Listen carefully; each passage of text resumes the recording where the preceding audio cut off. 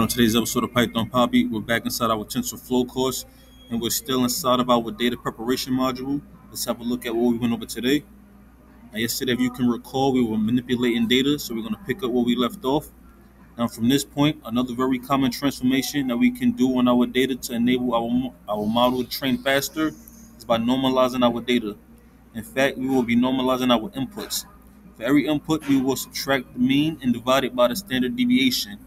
In the example below, the mean is figured out with the first 8 values in the X column.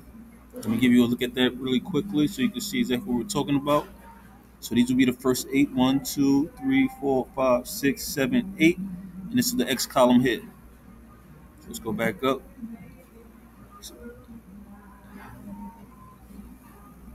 And the mean of the 8 values is about 138. Now, if we want to normalize this data, we are going to have to subtract 109 from 138 and then divide it by the standard deviation. Let's give the standard deviation a value of 150 for example purposes. This means that this point, 109 take away 138 divided by 150 gets converted to about negative 0.139 or 193. Now let's take 206 and subtract 138 and divide by the standard deviation. That would look like this. 206 take away 138 divided by 150 will give us about 0.45.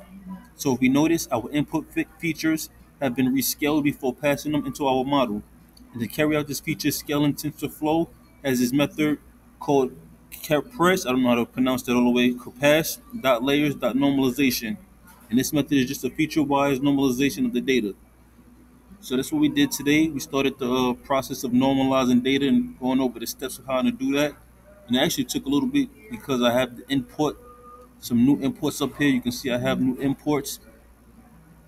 At first it wasn't working. I didn't know why. I thought TensorFlow, once you imported TensorFlow, everything came along with it, but apparently not. You have to, I guess, import additional features separately for some reason, but we finally got it working and we started the process of normalizing our data.